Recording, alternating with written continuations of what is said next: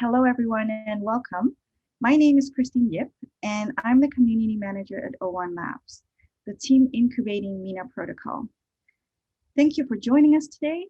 MENA's mainnet is just around the corner. We're really excited. And this session is to help you get prepared for our mainnet. We have a very full agenda. We'll start off with the vision and mission statements, a small reminder of what we're trying to accomplish. And then we'll go over some unique incentives on MENA for its block producers that can especially be interesting in the first periods after mainnet launch.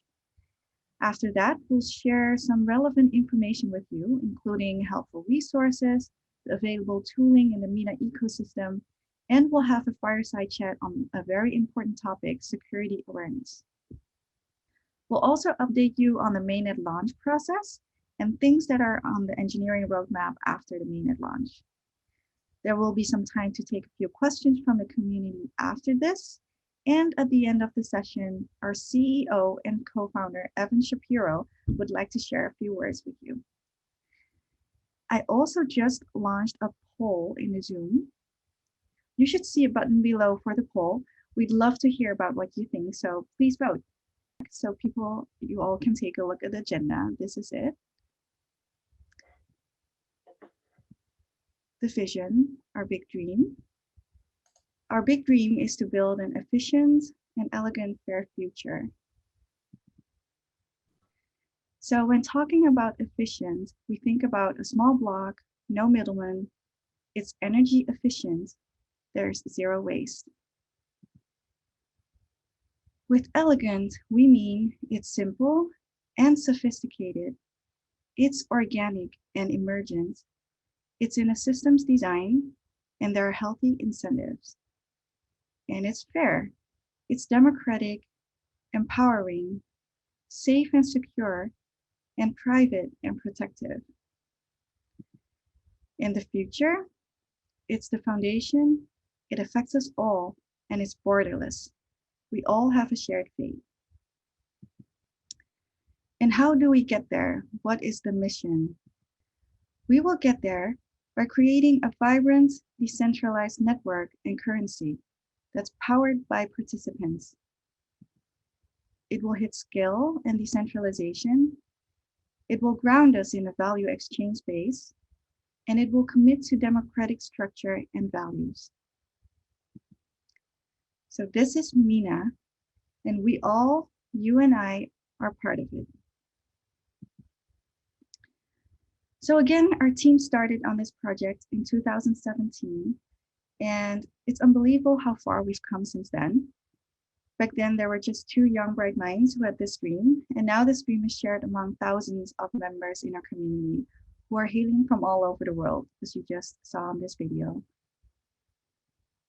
Most of you, if not all, who are attending this call will be MENA's first block producers upon mainnet launch, and you are selected because of your knowledge, skills, and contributions.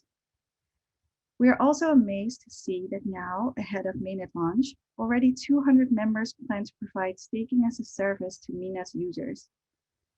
We've also seen a lot of contributions from the community to the MENA's ecosystem, and we'll show you a few of them later on in the session. The community also completed 10 language translations of key resources and hosted over 10 MENA meetups. We're really happy to have each and every one of you.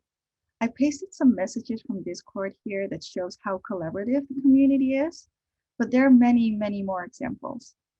One thing that we often hear from new members and even partners is that they're really impressed with how helpful and friendly everyone in the MENA community is. All of us have a role in shaping MENA, and we feel that our technology, ecosystem of block producers, and our community is ready to take the next step and launch MENA. So MENA is designed in such a way that it incentivizes staking participation. Let us share with you how. There is an unlimited number of consensus validators possible on MENA. Everyone can participate. What's also unique about MENA are inflation, dynamic block rewards, and supercharged rewards. These incentives can especially be interesting in the first period after mainnet launch. Ben from our business development team will tell you more about it. Hi everyone, my name's Ben. I'm the head of business operations at O1 Labs, and I'll just talk a little bit briefly about block rewards and how they work. So first I'll just talk about inflation and what is the purpose of inflation. So the reason why we have inflation in our protocol is to incentivize staking, and especially we want to incentivize a high level of staking to increase the level of decentralization on the protocol, which is obviously one of the strengths of Mina. And to achieve that, what we've done is proposed a high level of inflation rate in the earlier years of the protocol, and that sort of slowly scales down over time. And you can see on this chart here on this slide how that inflation rate changes over the first sort of handful of years of the protocol. One thing that Christine touched on as well, which I'll mention, is the concept of dynamic block rewards. So the way the protocol sets inflation is to adjust the level of block rewards according to how many people are staking, such that the inflation rate is set at the target that you see in that table there. Now, one thing I'll note is that this dynamic block rewards will be introduced a few months after protocol launch, so they won't be there from the launch of the Genesis ledger. And what that means is, in the first instance, block rewards will be fixed per block. So what that means is for the 12% inflation rate to be reached, every single block producer, every single token on the protocol would have to be staking in order to hit that 12%. If in the likely case that not every single person is staking, individual block rewards, so from your perspective as a staker, you will receive a 12% sort of rate of block reward, but the rate across the entire protocol will be lower. So the actual effective level of inflation will be lower. As I said, after a few months, the dynamic block rewards will be implemented, and that will mean that the individual block reward that each block producer earns will dynamically scale up and down in order to set the inflation target at what we've got here in that table. And we've just got a couple of worked examples here to show the impact that inflation and block rewards has on users. And what we've done here is said, for user A in the left-hand column there, what their tokens look like if they're not staking, and for user B, what their tokens look like over time if they are staking. And obviously what you can see there for user B, they're earning tokens over time and their total token balance is increasing. So there is an economic incentive here. That user is being rewarded for staking their tokens, which is what we want to incentivize and what we want to achieve with the protocol. And as I said earlier, the reason why we want to incentivize staking and provide those rewards is to increase the level of decentralization. And also that's important for chain quality as well. So this slide talks about supercharged rewards. And so this is another unique feature of the Mina protocol. Supercharged rewards exist for the first 14 months after launch, and you can sort of think of them as an extra bonus block reward on top of what is already provided through that inflation that we saw on the previous slides. Now, supercharged rewards are only rewarded to accounts that are fully unlocked. So that address needs to have no locked tokens in it in order for it to be eligible for block rewards. If there's even a single locked token in that address won't earn supercharged rewards. And the way the protocol sort of achieves this mechanically is to pay out twice as many block rewards via Coinbase transactions whenever a block is produced by an address that doesn't have any time locked tokens in it. And also it's worth noting that this applies both to delegated and direct staking. One sort of incentive that the way this mechanism works sets up is that, say, for example, you have an account that is unlocking over time. The portion of your account that is unlocked, you are able to transfer those tokens to a new address such that that new address is fully unlocked. There's no locked tokens in that new address that you can transfer out of. And that new address that is fully unlocked will be eligible for supercharged rewards. So that's sort of one thing to keep in mind if you're trying to optimize your rewards. And again, you can see here on this table, there's sort of the months from launch and then the supercharged yield target. That supercharged yield target includes the sort of regular inflation, the regular block rewards that were on the previous slide. So for example, in the first 5 months of the protocol, there's an extra 12% that you can earn through supercharged rewards. That's on top of the existing 12% that you get through regular rewards. And then finally, again, this just provides a couple of worked examples, which shows the impact of these supercharged rewards on the first year.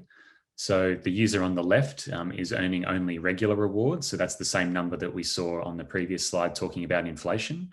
The user on the right, in the right-hand column, is receiving those extra supercharged rewards. And you can see that they're getting an extra approximately 7,000 tokens over that first year due to those supercharged rewards. And yeah, again, this shows, the incentives that we're trying to set up here. And, the purpose of these supercharged rewards is for people that are fully unlocked. It's to try to get them to keep staking. We're trying to set up that incentive, as we said, to improve chain quality. And yeah, it's a way to sort of reward our community for their participation early on in the protocol.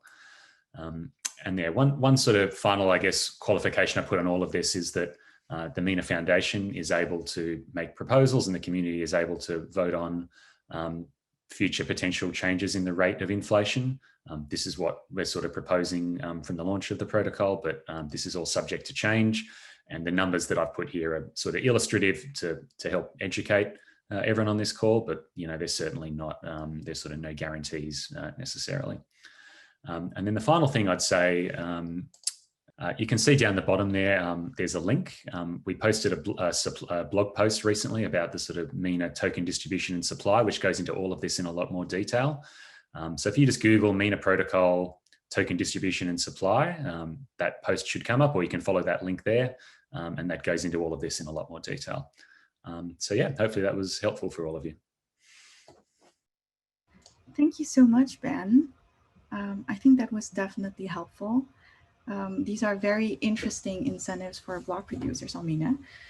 And we encourage everyone to participate in block producing, start staking, and help with realizing a more decentralized future. So how can you start staking? There are very accessible documentation available on our website. If you follow the instructions there and everything goes well, you will be able to sync to the blockchain in just a few minutes. And you don't need to worry if you're currently planning to delegate.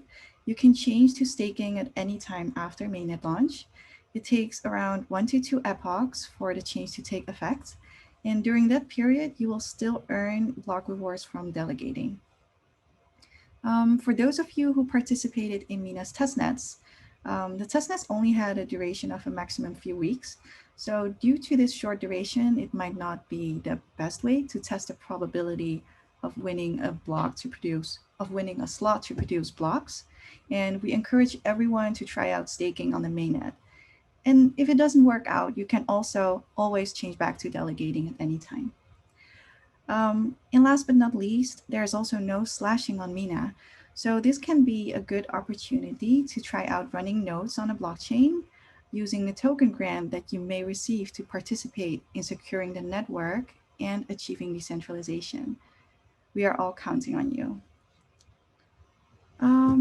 And then to help you get started with running nodes and producing blocks on MENA, we made a list with relevant information for you.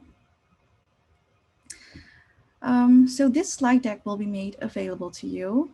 You will find here a link to the official documentation to get started, the link to the recording of this session. We also answered around 80 questions from block producers in the Q&A sessions before. The links to the recordings and the written version of the Q&As will be shared in this slide as well. And there are also links to the technical and economic white paper. And perhaps the most important resource is Discord. Discord is where MENA's community and team hangs out. There's a wealth of information and knowledge over there. If you use the search function, I believe that in 80% of the cases, you'll find an answer to your question there. So please take a look, and it's also fun to get to know fellow community members. So we'd love to see you over there on Discord. And then MENA's ecosystem. The MENA community also built and shared a lot of useful tools and scripts with each other. And today, a few members will present what they've built. The first one up is Danny from the DSRV team. They build a node as a service platform. Danny, if you're ready, then The stage is all yours. Hello, everyone. I'm Danny from DSRV, and today I'm very excited to present our Notice Service platform to Mina's Genesis founding members. I'm sure that what I'm introducing today will be something that all of you will be interested in. But first, let me share a quick demo video with you.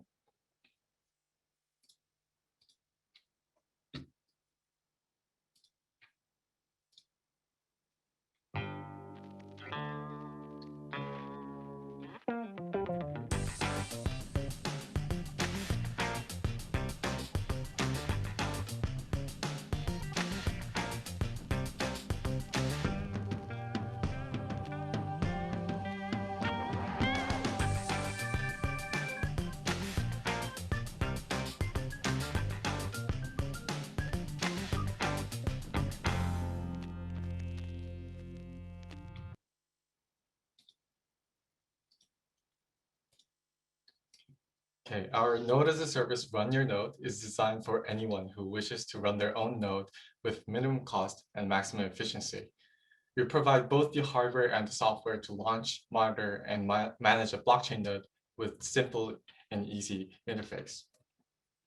Your node status will be managed in Node Dashboard, and you will receive alerts via email and phone call if any error occurs or major update becomes imminent. Should you have the necessity of customized solution, our platform will cover all of your needs. For more than a year, I've been participating in Mina's testnet, and it wasn't all easy for me to run a node at the beginning. I was a business school student until recently, and always thought that it would be great to have an easy graphical interface to run a node. I took my first step into blockchain with Mina, and now I am proud to grow up and contribute something meaningful and useful to the community. We will also have our Chrome web extension for easy delegation, validator switching, and claiming rewards shortly. Head over to app.usrvlabs.com, or you can contact me on Discord through Node Dashboard channel or DM. Thanks, and enjoy the rest of the main event. Wow, thank you so much, Danny.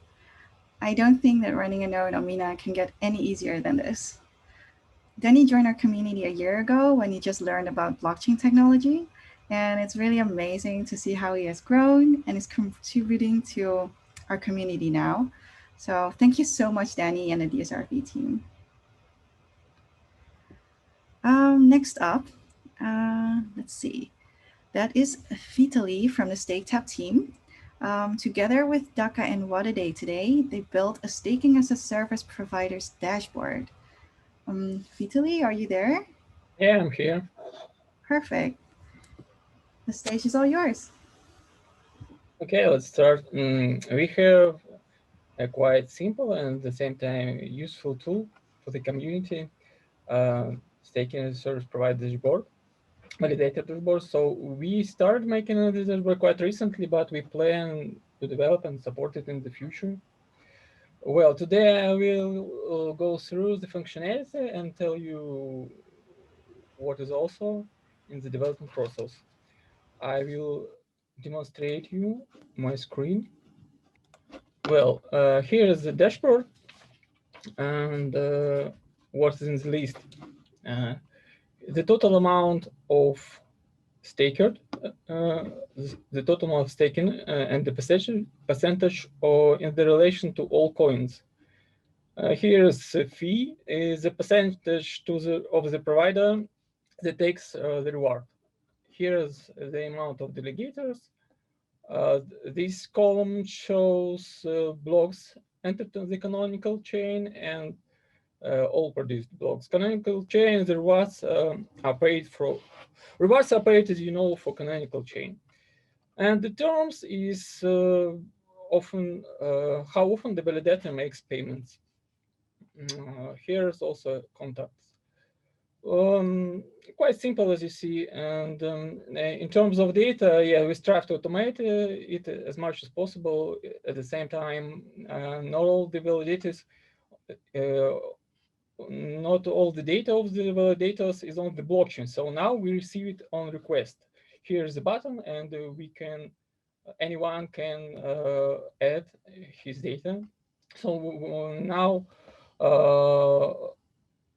Also, we do not display the entire list of validators for the reason that someone might not want to be a staking provider. Validator have already provided the information and continue to do so.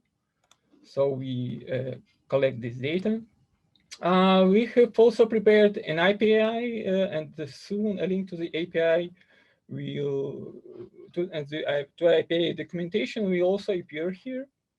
So developers will be able to use this data in their services.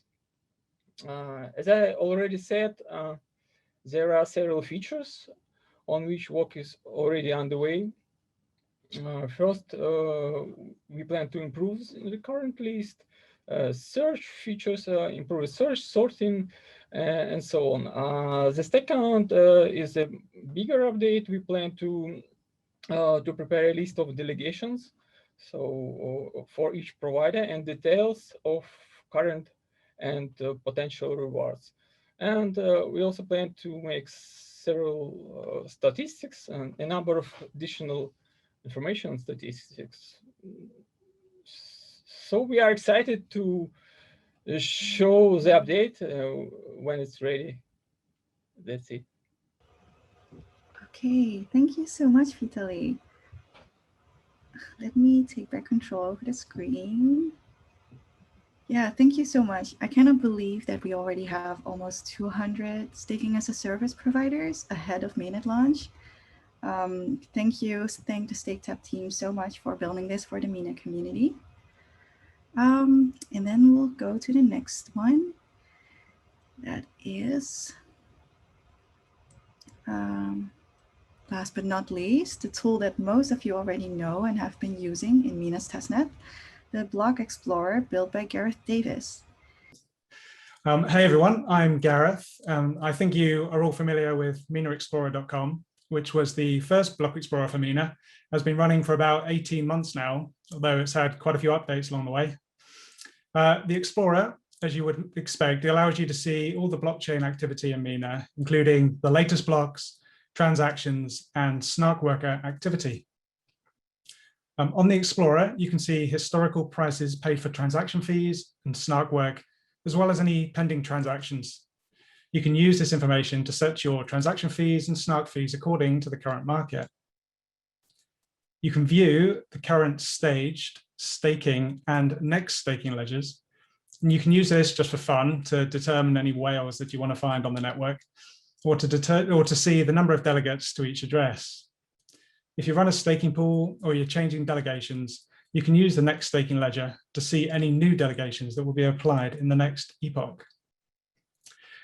If you're using the client SDK to sign your transactions, you can broadcast them either via the website or also via a REST API endpoint to send them to the network without ever even running a node. There is a GraphQL API that allows access to the full chain history, much like an archive node. This API provides a similar interface to the existing daemon GraphQL API. So any queries you're currently making to get blocks data should be easily convertible. This API provides the full chain history and not just the last K or 290 blocks. It's also possible to perform much more sophisticated queries and filtering to easily find transactions, fees, and for example, the highest Snark prices paid for a particular time range. And then finally, for those of you who are developing and testing new features, we're also running a separate DevNet Explorer at devnet.menaexplorer.com. So you can continue to use the Explorer on the DevNet, and we'll integrate support for new features there, like tokens and snaps, which I think we're all waiting for as soon as they become available. Cheers. Okay, thank you so much, Gareth, for sharing this. Gareth joined the MENA's testnet since, I think, testnet beta, and the Block Explorer that he built has supported the testnet users for over, I think, 20 testnet releases. And it's amazing to see how feature complete the MENA Explorer has become. Thank you so much, Gareth. So those are the 3 tools that we showed today, and we don't have time to show everything, but there are many other tools, scripts, and projects in the work. And there's a high probability that there will be wallets available upon mainnet launch, and there's Figment Networks, Hubble, and much more. If you are working on a tool or script, feel free to share it with the community in the Tools and Scripts channel on Discord.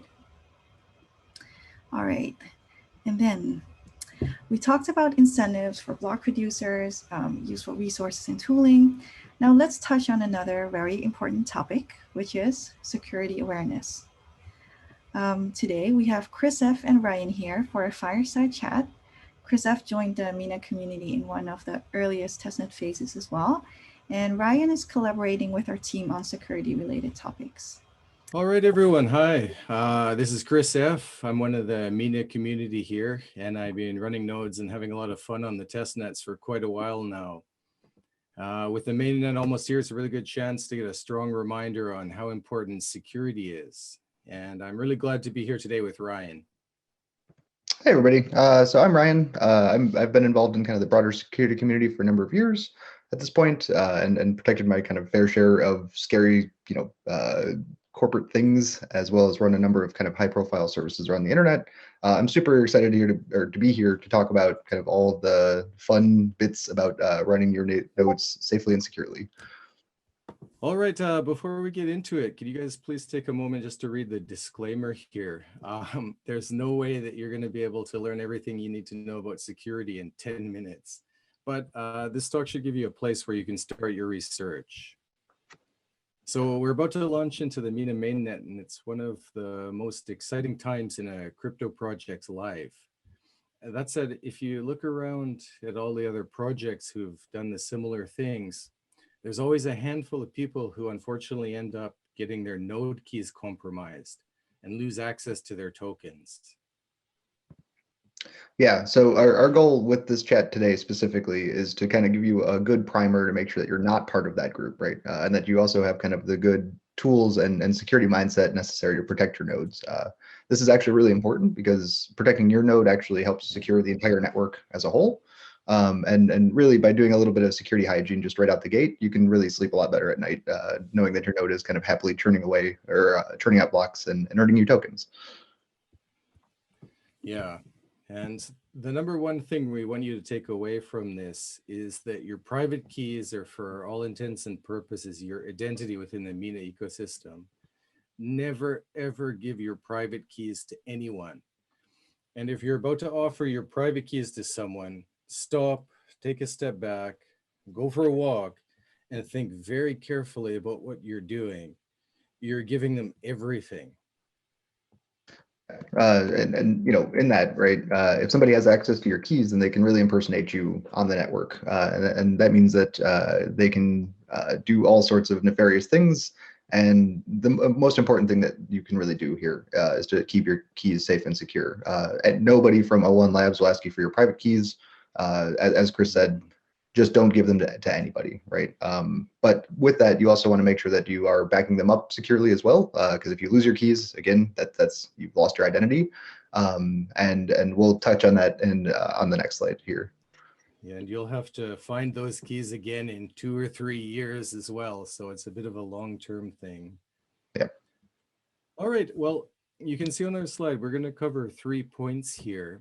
And if you could go through them, Ryan, let's see, we'll start with the first one. What do you mean by this single purpose node? Yeah, so when you run services on the internet, right, you generally want to keep things somewhat firewalled off from one another, right? And so with single purpose nodes, I mean, you basically want to run a Mina node and not have this be a shared infrastructure with other services or other people. You really want this to just be a box that just does nothing but produce Mina blocks, which was a fun rhyme that was totally an accident. And another part of that is also generating your keys on that box. So essentially you want to provision a new box, generate your keys on there, and then securely encrypt them in order to get them off of that box and then put that in something like a password manager, right? Now, you don't necessarily have to encrypt them when they leave, but it is a very good idea. And definitely keep them somewhere safe, like a password manager, if you're going to back them up, well, which you should be doing, right? Right. And again, I mean, we've already said a couple of times here about never giving your keys away, and backing them up, securing them like that is really great. How about the next one here, the firewalls? What can you tell us about that? Yeah, so firewalls are one of the most effective mitigations that exists. It's one of those things that attackers can't attack things that they can't talk to. So the idea here is that you really want to restrict down the ports that you're exposing. There are some kind of administrative ports as part of the MENA node. Absolutely make sure that those are not sitting on the open internet, because people will come along eventually and find them and then do potentially bad things, right? Another word of caution here is that Docker, if you're running your MENA nodes with Docker, tends to bypass IP tables. So definitely do some checking and testing for yourself check on a different server that those ports are actually closed, or check from your home network or whatever it is. You want to absolutely be sure that you are only exposing the ports that you think that you're exposing. And I think the MENA guide does a really good job of telling you which ports which port should be open, and everything else should just be firewalled off. Yeah, that's great. And like you mentioned there, the MENA guide has the information, and you can always ask questions about any of these things in the MENA channels. And there's so much information on the internet about this that you can find. It is your responsibility to take care of your own security here. All right, let's have a look at the next one there. Could you talk a little bit about the securing SSH? Yeah, absolutely. So kind of as part of a holistic securing your node thing, you obviously want to secure your access path to that node. And so the recommendation here is generally like shy away from using passwords. Passwords are, easily duplicatable and generally not a good security control. You want to use something like SSH keys only. So if you spin up your node in AWS, they kind of force this. Some other providers don't do that.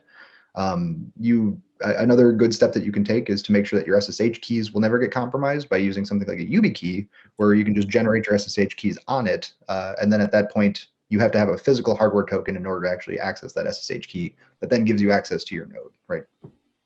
Additionally, there's some other things that you can do around integrating Duo with PAM, which is like the login controller for SSH, where when you log in, it'll send a push notification to your phone that says, "Hey, is this you?" And you can say yes or no, and it's a nice guarding feature to your node at that point. So with that too, another thing that people often overlook is their cloud providers, right? Not all cloud providers are the same. Some don't offer two-factor auth. Some are really good about it, and Yeah. it's kind of everything in between. So keep in mind that if you have all of this SSH security and you've run your node 100% perfectly, and you have a provider that then has either some social engineering aspects to it that are possible or no two-factor auth, then an attacker can just get into your admin panel and restart your box using kind of the administrative controls, and that Right. potentially leads to the loss of your private keys. So just be aware of all those things, right? You want to really think about how to access your box in the ways that are secure and that only you can access, right? I love those YubiKeys. They're so useful for so many things. Oh yeah. Well, let's quickly just go through a couple other things. What do you have to say about software patching and updates? Yeah. So software patching, obviously it's good security hygiene. You should be patching everything all the time, and it's one of those that. The good thing here is that we're kind of talking about defense in depth. So realistically, if your operating system isn't patched every single day, by not doing things like running a bunch of other services on that same node, you reduce your risk exposure, Right. because then your only risk is basically the one port that you've got open, which is the MENA daemon. Now, Cool. MENA is an ever-evolving thing, and obviously these guys are working very hard to push out updates and stuff, so you should definitely make sure that those are up to date. But realistically, you should just be patching everything all the time, which is, I know, not a fun thing, but it's security hygiene stuff, right? Great. Yeah. All right. Well, let's see. I know these are not really comprehensive by any means, but if you ensure your server has a low exploitation surface, I think it's going a long way towards it. And Yeah, we'll be releasing the wiki page, a MENA wiki page, where you can follow up on these things. There's a lot we've talked about, so you can follow it up. So we've covered quite a lot there quite quickly, but it's worth everyone checking out afterwards. All right, well, as we said, you're not going to learn everything you need to know about security in 10 minutes, but you should have a good place to start from this. And there's a lot of resources out there. Please use them. And I got to say, running a node is actually a lot of fun. And the experience you'll gain from this, particularly with security, will really, really benefit you in so many areas of your life, especially your online life. So on to mainnet. Yeah, thanks a lot, everybody, for joining us. And like Chris said, if you guys have any questions on anything security related, just feel free to drop into the Mina Discord, and somebody will absolutely help you. So yeah, good luck with everything, everybody, and thanks a lot. Thanks a lot, Ryan. Thank you, everyone. Cheers. Thank you so much, Chris and Ryan. I loved your chat.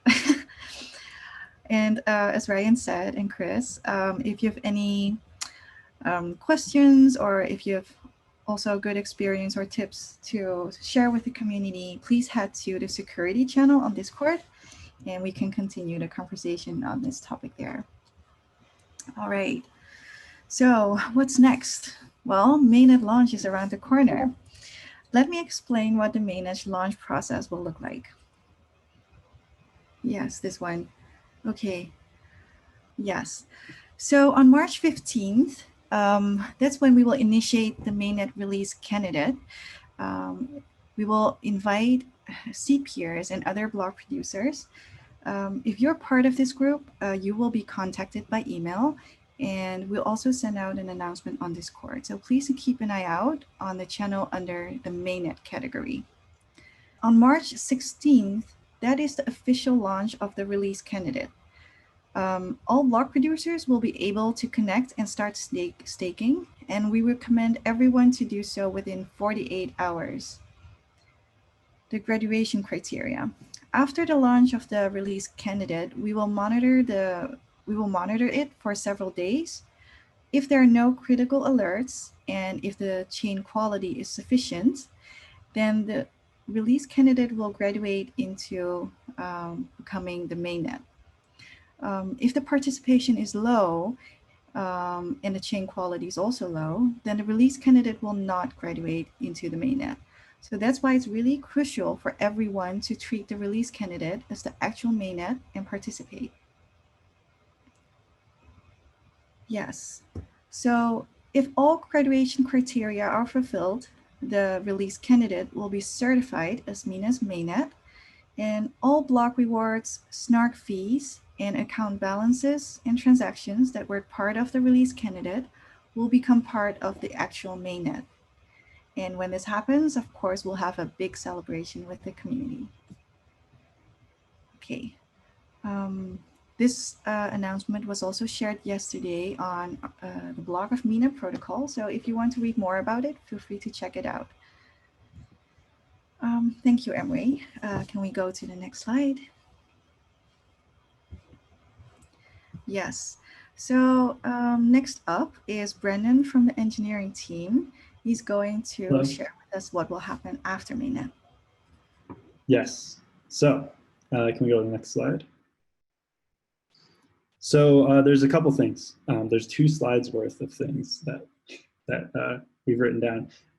So one big thing is optimization. We want to make it cheaper, basically, to run a block producing node, snark workers, etc. So reducing the hardware requirements, that's going to be a big focus.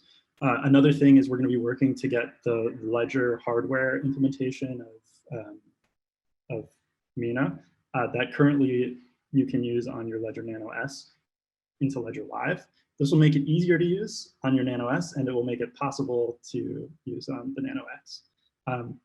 Another thing that we're going to spend a bunch of time on is improving our documentation. It's super important, and we have great stuff, but we could have more. I'll leave it at that. Let's go to the next slide. So we're also going to be working hard to get snaps ready for mainnet. I'm sure you all have heard about snaps for NAS. I'm not even going to go into it in more detail than that. But yeah, it's very exciting, and it's something we're going to focus on. And then on the horizon also is non-consensus nodes. So these are the lightweight clients that actually realize the true, Mina is 22 kilobytes. It's engineering work that we have to do. And just to make sure everyone is aware, I'll hammer this point in. they have full security. It's not like a light node and other networks. You fully verify the chain with these nodes. And then finally, we will have some hard forks that are planned. So for example, in order to make snaps part of mainnet, we're going to have to hard fork. So we are planning for hard forks around every 6 months in the short term. And then of course, as the network matures, we'll reduce the frequency of these planned hard forks to, well, I guess eventually never when it's really stable. But yeah, so, and then I guess just one note, we'll also have well, I just lost my train of thought. Anyway, here's what's coming up. Thank you so much, Brendan, for the updates. There are a lot of exciting things coming up. So mainnet launch is only the start. And now we arrive at the Q&A section. Before we start with the Q&A, I'm going to launch a new poll. We're really curious to know whether you're planning to stake or delegate and whether you feel ready for mainnet. All right, and then Q&A. We have Emre here from the business development team and Brendan from the engineering team to answer your questions. Let's look. Oh, so many questions. We don't have time to take them all, but let's see which one we can take. Let's see. Why was 7% an inflation target? This is a question from Samuel Parker. And he's asking, in particular, because that's a dynamic target that seems very high, especially compared to most TIL emissions, which curve asymptotically down to 0. Sure, I can take that. Thanks for the question. It's indeed important to know where the direction is headed with regard to block rewards. I want to preface this with two things. One of them is that this is an initial proposal, right, that O1 Labs made, which is to start with 12%, asymptotically get down to 7%, but hold it stable there. It is a proposal. With MENA launching, O1 Labs no longer has any control or any say on which direction the community takes it. So if the community wants to make it lower, that's entirely possible. Either via one of the planned hard forks or with another hard fork that can be brought up by the community. So that's number one.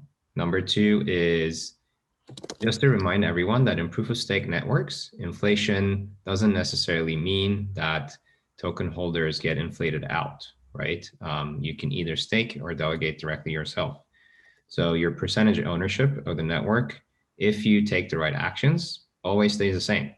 In fact, with Supercharger Rewards, one of the goals there was to give community members as well as early holders of the tokens with unlocked tokens a chance to increase their percentage ownership of the network. So we actually do not see this as being very similar to, for example, Bitcoin, where there's infamously no inflation, or Ethereum, proof of work Ethereum, because there the inflation goes to miners. Token holders don't have a chance to preserve their percentage share of the network. With these said, I want to challenge, first of all, that it's much higher than other networks. It depends. There are networks with much, much higher inflation rates as well. There are networks with dynamic inflation rates. And I would say that 7% actually falls, based on our research at least, somewhat in the middle of networks with inflation rates.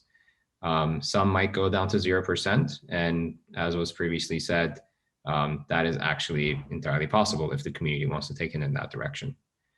In addition, we purposefully put it perhaps a bit on the higher end, at least at the start with 12% and also 24% Supercharger Rewards, because given it's a decentralized network with hundreds and hundreds of nodes, we wanted to make sure that a maximal percentage of the network is staking and protecting the network, right? And incentives matter. So the higher the block rewards, the higher certainty that we had that more participants would be staking or delegating. So this is entirely for the benefit of the network to maintain the security and the performance of the network. Again, it's a proposal. So if over time it's seen to be indeed too high, then it's entirely, again, I'm maybe repeating myself too many times, but entirely up to the community to change it later on. All right. Thank you so much, Emre, for that long answer. I hope that helps answering the question from the member. Let's see, next one. It's also about supercharged rewards. From Oleg Nikolenko. To get supercharged rewards means you have to stake your unlocked tokens. Is that the key term? Yes. Yes. So that's exactly right. You need to have an account that only has unlocked tokens in it. And if that account wins a block, either by being a block producer or delegating to someone, and just to be clear, even if the account you're delegating to has locked tokens, if your account is responsible for winning the block, then that block will have supercharged rewards.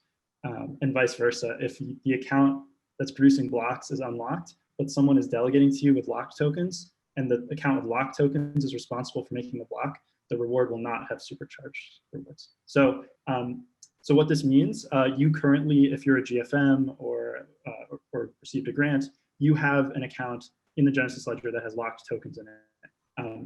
As you acquire unlocked tokens, either by staking or trading with other people, you may want to put those in an account that is entirely unlocked so that you are eligible for the supercharged rewards. I hope that was clear. Thank you, Brendan. Next one from Rostislav Balashov. Will you launch Telegram channel for urgent updates for Genesis members? I think this is actually a question for Andrea on our team. Yeah, sure. Hi, everyone. And congratulations again on making it here. And we're really excited to be launching Mainnet with you all soon. This is a great question. So yeah, we will be having an alert system once we launch Mainnet. So you all have filled out your cell phone number in one of the forms when you are submitting your keys for Mainnet. And we'll be using those cell phone numbers to alert you via SMS or text. And then we'll be directing you from there to go to the Mainnet Block Producers channel over on Discord. And that's it. Let us know if you have any more questions.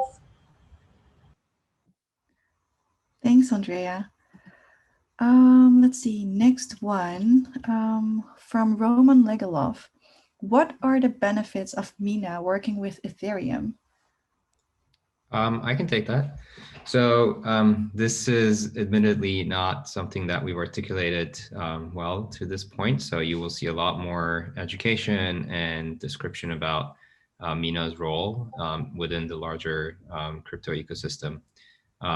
Obviously, the fact that Mina is this very elegantly designed, succinct blockchain is still there. But in addition with snaps, Mina becomes this additional layer one or feature enabling protocol to existing applications out there in the space for data privacy and Oracle-like features. So it becomes really important that Mina, much like other layer ones, but in our own specific direction, which is to provide these additional features to applications in the space, that it is trustlessly connected to other blockchains out there. There's this larger conversation out in the space, whether, okay, here's the layer twos are going to win, layer ones. I would argue with all these bridges being built across many different blockchains that the line gets quite blurry. What is a layer two? What is a layer one? But without going too much in that direction, Ethereum is, I would say, objectively the largest and most valuable other blockchain out there, with very objectively, again, taking the role of the main settlement layer, in addition to Bitcoin, perhaps the main settlement layer of the crypto ecosystem. So we find it very important that applications that want to get the benefits of Mina don't have to carry over their other stuff from Ethereum or in the future from other chains over to Mina. If they choose to do so to learn from and take advantage of the benefits of Mina as a layer one, that's great. But if they don't want to, if they don't want to later, it's very important that Mina can trustlessly provide these features, and this happens via bridges. And that's why we have the Mina Foundation has announced with the Ethereum Foundation a joint grant to do the underlying work required for a bridge, which is for the Pickles construction, which is the smart construction of Mina, to get verified on Ethereum. So yeah, that's why we find it important, but this is by no means limited to Ethereum. That's where we're starting. As other layer ones gain traction, we will also start working with those foundations or communities to establish bridges. Thank you very much, Emre. It's exciting. Next one. From Hello Bear Vodka Balala, I love the name. Can the malicious actor intentionally stake his locked tokens on accounts aiming for the supercharged rewards? Who would like to take this one? I can. Sorry, where is the, is it in the Q&A somewhere? I like to read it. It's in a Q&A chat box. If you scroll down, there's someone who's called Hello Bear Vodka Balala. And I can repeat the question. Oh, you have it. Okay. Can a malicious actor intentionally stake his locked tokens on the accounts aiming for the supercharged rewards? So what, I guess, can a here's the attack, as I'll restate it.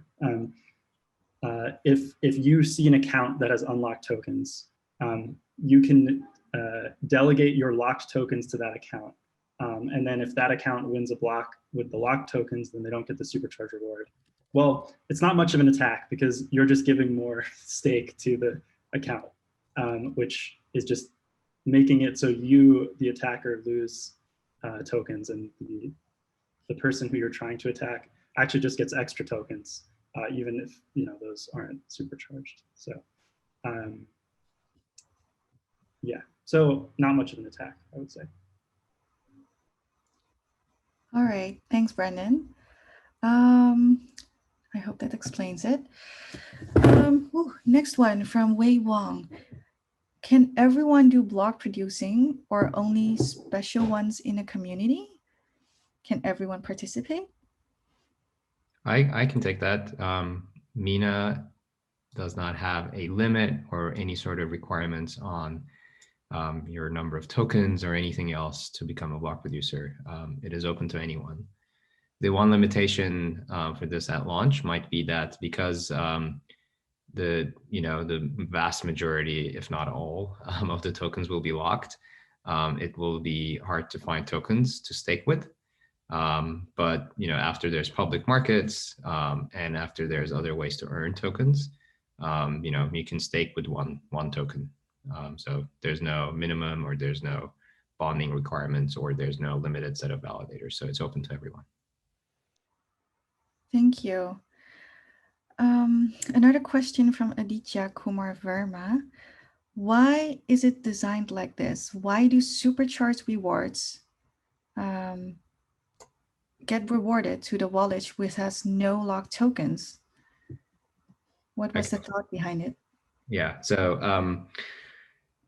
so this is a thing for many layer one proof of stake layer ones that launch, right? The fact that you don't want to suddenly flood the network or the market, let's say, with unlocked tokens, and that's why, and for other reasons, initial grants and other distributions or allocations are locked. However, over time, there will be unlocked tokens or liquid tokens. And especially with Mina's design, but this is also true for many other proof of stake chains, you want as many tokens as possible to be staking to, again, preserve the security and performance of the network. But with liquid tokens, there will be incentives for people to keep them at exchanges or keep them elsewhere in their wallets without necessarily delegating. We have found it important to incentivize further these token holders to make sure that they are indeed staking, because otherwise they're actually losing up on a lot of rewards. We also, when looking at the initial token allocation of the Mina tokens, which you can find on a blog post we recently posted, we found it important to be able to allocate a good percentage of those initial tokens to these token holders, what one might call, community members or retail holders that come and find the project afterwards. So not early adopters like this group, but those later. For them to also benefit from some of the initial token sets, right? Which if these were not going to supercharge rewards, they would have gone elsewhere. So that's why we found it important to have these extra incentives. We will see how they perform. Admittedly, it's not there in every network, but we ultimately want unlocked token holders, which are usually later comers to the protocol, to also be extra incentivized to be staking to preserve the integrity of the network. Thank you, Emery. And then we're actually over time. So let's just take one last question and then go to the next part of the presentation. A question from Ivan Diaz-Perez. Regarding the mainnet release candidate, is participation of non-stakeholding participants available or desirable? I can take this. Yes, it is available. The question disappeared on my Q&A, but it's okay. I remember. So you may, and what you will do by participating is helping to secure the network by verifying the snark proofs. You can participate as a snark worker without stake, and then you're actually, participating in consensus in another way. It's great. It's desirable because we want as many people to participate as possible. But it won't affect the chain quality parameter that we are using as one of the factors for designating, that the release candidate be promoted to mainnet. Yes. Great. Thank you so much. And thanks everyone for all these thoughtful questions. I know that there are still a lot of open questions. Please, after this call, you can go to Discord and ask your questions there, and we'll try to answer your questions there. Christine, sorry, Christine, can I just quickly jump in and just clarify one thing? I saw one comment from Mike about this attack on delegating the tokens. I just wanted to just clarify that. And Brandon, feel free to jump in here if I'm misrepresenting this, but delegating a single locked token to a fully unlocked account does not prevent that fully unlocked account from receiving supercharged rewards. So that is not actually an attack vector. Is that correct, Brandon? Yes, that's correct. Okay, just wanted to clarify that because I know there's been a bit of discussion about that. Yeah, all that would do is the account that was unlocked would just win more blocks, and the ones that it would win because of the locked tokens would be not supercharged, but the ones that it was already going to win and will continue to win from unlocked tokens will be supercharged. Okay, great. Sorry to interrupt, Christine. No, that's great. Thank you, Ben, for highlighting it. Well, so as I said, if you have any questions, please head to Discord and ask them there. And we're nearing the end of the presentation. Before we end it, we'd like to invite our CEO and co-founder, Evan Shapiro, to share a few words with all our future users. Hello. Hey, everyone. I just want to take a step back and just thank everyone for coming on this journey with us. I'm really excited to launch Mainnet together soon. And I guess I just want to say, I think we built something pretty special here, both between the technology and the community. And I think it gives us a lot of potential for what we can build in the future, and a lot of potential for how we can grow and build what I think can be a really unique community that can be really inclusive and just grow beyond, I think, a lot of what we've seen in other projects. So I just want to thank you for sticking in there as we've worked together to hammer out a working protocol. I know it's been a long road at times, but I think we've gotten to a really good place, and yeah, I'm just really excited to go to the next steps and the next milestones with you all. So yeah, thanks again, and I'm excited to launch Mainnet with you all soon. Thank you so much, Evan. And I think our entire team shares this feeling. We are really happy with where we are. We feel that our technology, ecosystem of block producers and community is ready to take the next step. So yeah, I think that brings today's session to an end. Thank you so much for joining us today. And we hope that this was helpful for you to prepare for mainnet. And we're really excited for the next period. Please be ready on March 15th and 16th for the release of the mainnet candidate, and help us spread the word about Mina's imminent mainnet launch on Twitter and other social media. Thank you again all for your time, and we'll see you around. Bye, everyone. Bye, everyone.